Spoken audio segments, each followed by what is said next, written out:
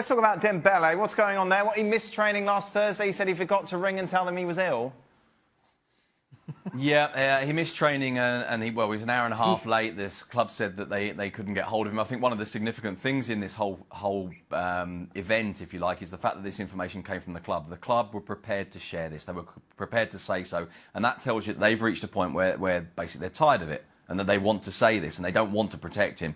And so he was late to training. They couldn't get hold of him. He then said his battery had run out. He said he had gastroenteritis. And I take you back to what Xavi Hernandez said a few years ago. Gastroenteritis is the excuse that you always give when there's something else wrong. You know, when a player's been out and shouldn't be, or when a player just doesn't feel like it, or when there's some sort of issue. Then, of course, Ernesto Valverde took the decision to leave him out of the game at the weekend. In other words, you know, you didn't turn up. You weren't here when you're supposed to be. Yep. You don't play. This is a punishment, not least because when he trained the next day, apparently he trained very, very well indeed. So he was left out, not even on the bench. The game at the weekend, he turned up, only just made it in time to watch the game. And I think it's genuinely a problem. And Barcelona have asked now Dembele's agent to take a kind of an active role in helping him settle. Of course, he's of a different personality. He's of a different mentality to a lot of Barcelona's players. And I think this is an integration question. Piqué was very interesting as well at the weekend, and he defended Dembele up to a point, but I actually think the way that he did it left no doubt at all about the way that some of the players feel about this. And he said, look, Dembele's a very young kid. We've all been young. We've all done things wrong. But he has to learn that when you're a football player, you need to be a football player 24 hours a day. In other words, as I say, Barcelona are now not hiding some of those things that we talked about earlier in the season, and even a little bit last year, that they were concerned about his level, or lack of it, of integration in the team. I don't know. Sorry, I don't know if making it public's a good thing. I mean, if you think you can solve the issue, then fine. But didn't he have issues at Borussia Dortmund here as a youngster?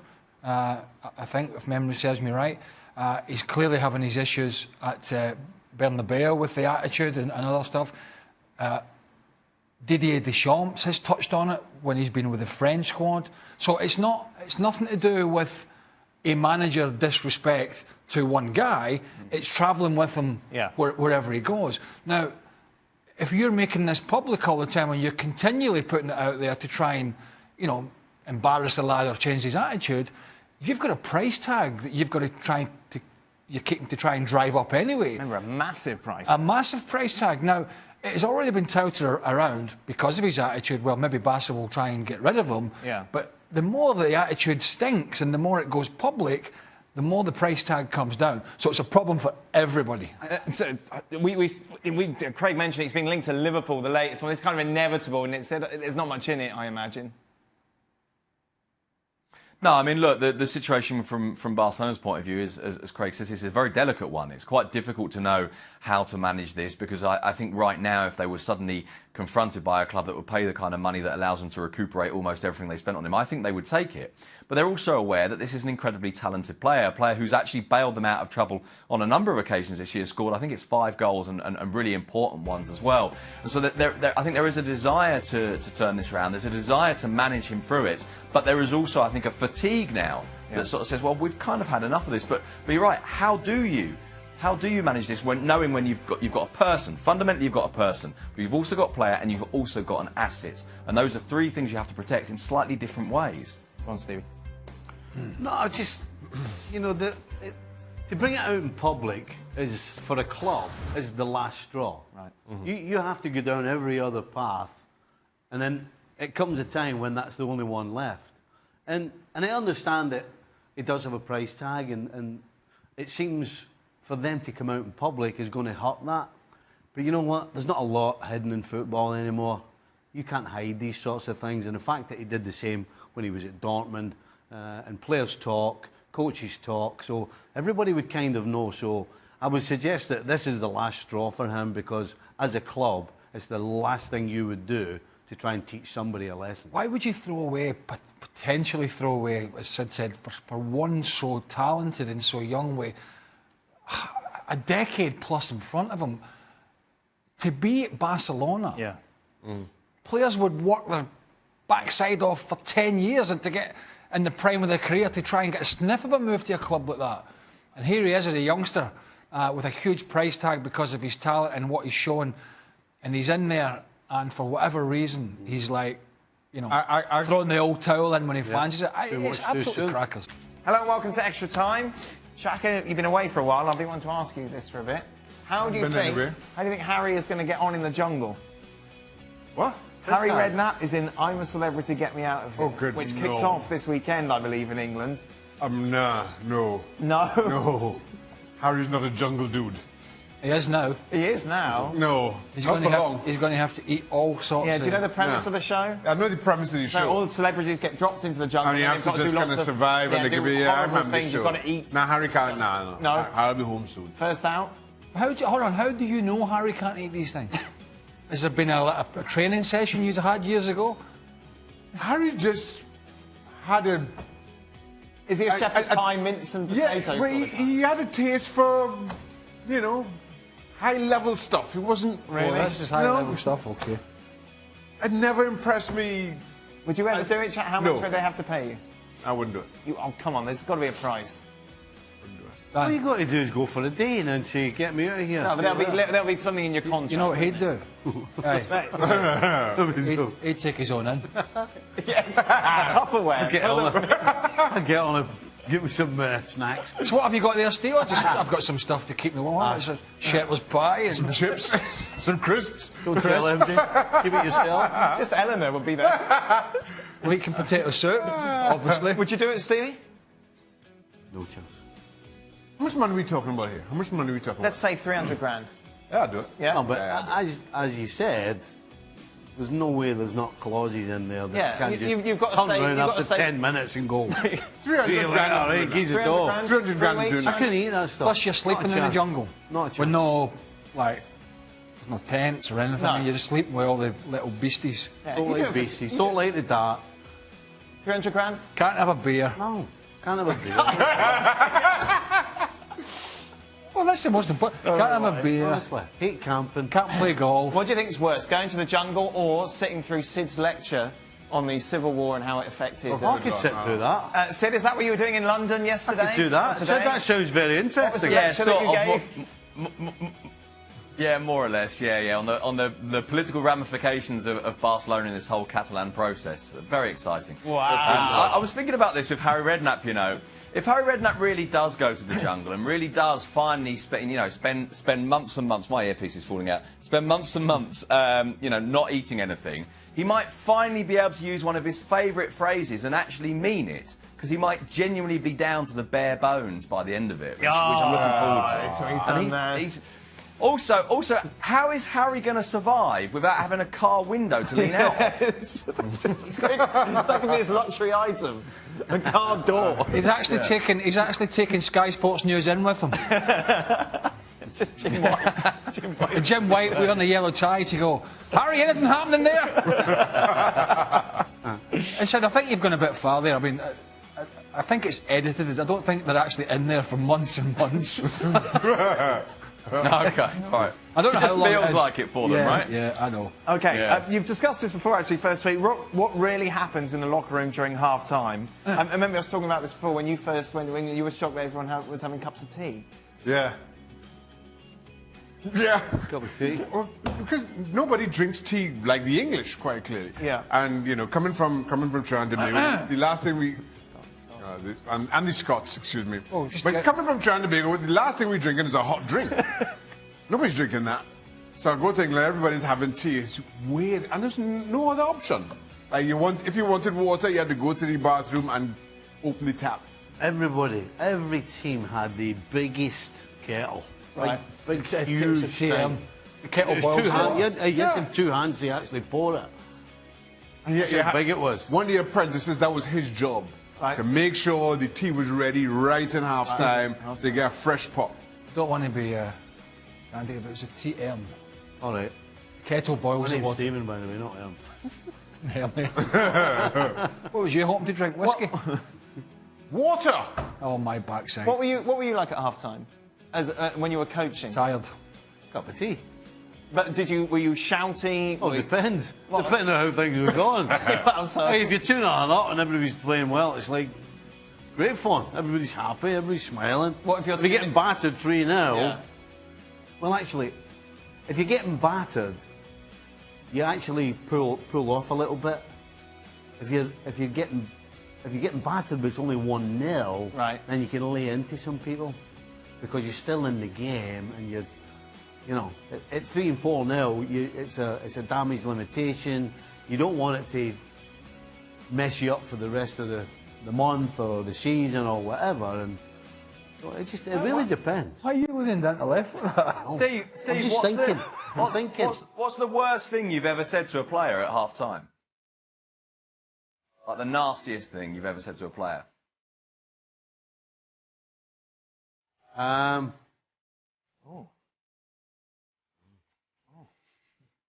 Well, I did almost get into fisticuffs with Danny Hernandez once.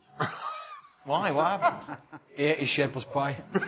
He was playing all right, but he ate his shepherd's I pie. can't remember now. Not at half time, it was after a game. There was a player actually that I let go a week after. We played a game and we were 2-0 down, there was like 15 minutes to go, and he pulled out of a challenge at the top of the box. He basically chickened out. Right. And I just couldn't stomach it. And I told him in front of everybody after the game that he'd done it and it wasn't acceptable, but the next day we got back, or the next day we were training after that game, I couldn't even look at him. Couldn't look at him. And that was it, he was gone. Aye. I was like, this guy has to go. Can't have it. Worst So thing- we let him go the following week. Wow. What, is that what you told him, Did you tell him that? I'd already told him. All right. Hey, That's he probably wouldn't why he look did at me either, by the way. All right. He was walking around like that because he knew. You know, one of the most unprofessional things I ever heard. Ian Porterfield he's not with us anymore. But Dave, Former Chelsea coach. Dave Besant, who was an England international, played for Wimbledon, Newcastle, Chelsea, and others. Had a horrendous game, one game. He did make a couple of mistakes, the big man. And Ian Porterfield went on live TV off the back of it and said he was sacked. Wow. Said he was sacked. He'll never play for Chelsea again. He's sacked. Now, clearly. What was that like the next day at training? Clearly, you can't sack him Yeah. for making a mistake, but that's what he said. Wow. Well, I've told you this story, haven't I? I don't know. Ian Porterfield loved to join in training. He loved to join in with the five-a-sides during the week. And so he did join in. I think I told lads. He did join in the five-a-sides later on that week. And he then decided to go for a cross. And the opposing goalkeeper came out to get the cross, and he was one David Besant. Wow. And he came out with the knees up and smashed Porterfield, who went into the physio, and it was found out that he had broken ribs. Wow. So he got his own back. And Besson obviously played again, yeah? Yeah, because Ian Porterfield eventually left the club. Wow. But I mean, Porterfield coached Trinidad and Tobago. He came to Trinidad and Tobago. Right. Suffice to say, I'm not a fan. Right. I'm not a fan. He, one time we were going to play an international, and he insisted that everybody report early. Okay. Harry asked if I could stay and play the game on the Saturday. He was like, no, you have to be on the plane on Thursday or wherever day it was. So I went to Harry, told him, you can imagine, Harry wasn't pleased. Turned out, he let Dwight stay and play for United on the Sunday. So when I come back, I got both barrels from Harry and threatened to never release me for international duty and all that sorts again. When I pulled Porterfield about it, we were traveling. He took off and went on the plane. And then sat on the plane, and then so I'm standing in the aisle of the plane, right, arguing with Porterfield about this. Yeah. And he's like, well, I would make the call, but they don't allow you to turn on your phone on the plane. It wasn't pretty. So after that, that was it. That was it for me and him. I'd never. Shaq? Yeah. Yeah, it wasn't fun. Oh dear. Should we move on? Yeah, please.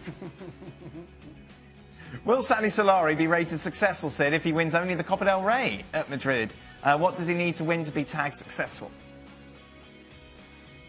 I think the Copa del Rey probably wouldn't be enough, but it will depend on how far they go in the Champions League and how close they are in La Liga, because, of course, he's picked up the team at this point. So, in other words, the failure wouldn't be seen as necessarily his. So if Madrid become a team that compete really well in the Champions League and, say, get to the semi-final or even the final, and they're unfortunate not to win it, and if they can push, say, Barcelona or Atletico or whoever it is, or Sevilla, all the way in the league, then I think that probably will be seen as a success. But as a basic starting point, no, a Copa del Rey on its own is not enough at Real Madrid. But I think when you've picked it up at his point, maybe it would be.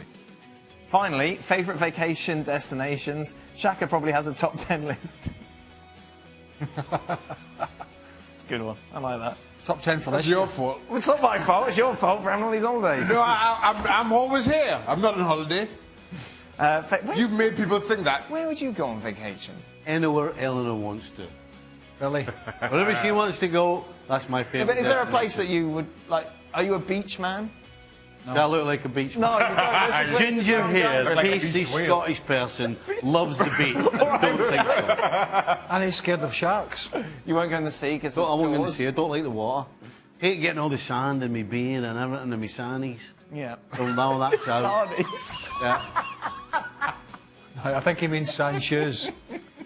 Or do you mean sand No, he's shoes or meant sandwiches? Both. Sand shoes and sandwiches. So, You Do can't- you like swimming pools? Do you like the chlorine? Or is it all water that you don't like? No, I'm not keen on the water. I'm just not keen on the water. So what do you I'm do? not keen on the sun or the water. so what would you do on a holiday? Just Whatever she wants. right. Well, if she wants you to go, right, all right, you're not keen in the water, you're not keen in the sun, you're not keen in the beach, Sit underneath the lilo. the umbrella. Steady. If you're sitting underneath the lilo, Steve, you're probably drowning. No, I'm hiding for the sun. Okay, I think that's enough. So where do you go on holiday? Right, Anyway, she wants to go. when you were Tell young- me. I couldn't care less where we go. I really, Right, where- I really don't care Here's where another we way. go. Where's the nicest place you've been? You thought, oh, I'd come back here. Yeah. I've been to lots of nice places. No, but you're lots of them. Lots of it. I'm not saying you haven't. Sun City, That was South one. Africa was nice. Oh, did you go there with the missus? I did, yeah. Go where, Stevie? Sorry. Sun City, South Africa. There we go. Perfect. Portugal. Was it a freebie? Portugal. Was Sunset a freebie? That's it. ESPN Portugal's FC nice. is back on your screens tomorrow. We'll be looking back at the US, England, it's Croatia, Spain as well, Belgium, Iceland. Please join us. Best to go somewhere that's landlocked. With a Lilo. Today marked the first Premier League sacking of the season. Jukanovic out at Fulham after registering just one victory after gaining promotion from the Championship. Claudio Ranieri is in. The Fulham owner can't come out and say Claudio is risk-free and ready-made for the Premier League, and particularly so for what we need at this moment at Fulham.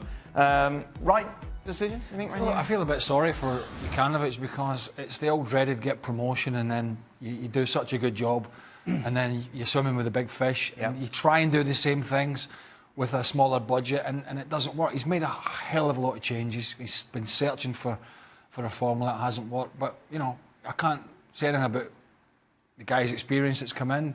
He's done it all, but let's not forget after the year they won the title, they were on a slippery slope. So there's no guarantees. Ranieri, the right man? It's hard to question it. The guy's got a Premier League championship in his pocket a couple of years ago, so you can't. And the way that Leicester went about it was solid first and break. Right. That's what Fulham have to do. They can't do what they've been doing under the previous manager, all out attacking football. They're getting beat every week. I think it's a decent move. From bad haircut to bad ranking, Shaka, it is time. Oh, we're used to the second Go on, one. off you go now for your power rankings, of course. Number 10. There's the music again. What a weird dance. Ajax. Just excited. That's my Are happy you, dance. Shaq? Ajax, what do they do? They're second in the Eredivisie, still going well in the Champions League. Enough said. Enough said. Look who's back. Look who- Where's it Spurs back? back. Spurs are back. And no, nothing. Number 8. No, hey, listen, we're holding fort now. Just wait till you get them all up and then we'll start. Right. You right, chap? Barcelona. Were they number one? One of the biggest games in the UEFA Nations League this week sees Croatia play host to Spain. Spain, of course, coming into this game off the back of that defeat against England. As Sid Lowe's here to look ahead to that match. Sid, what's the big talking point going into this game?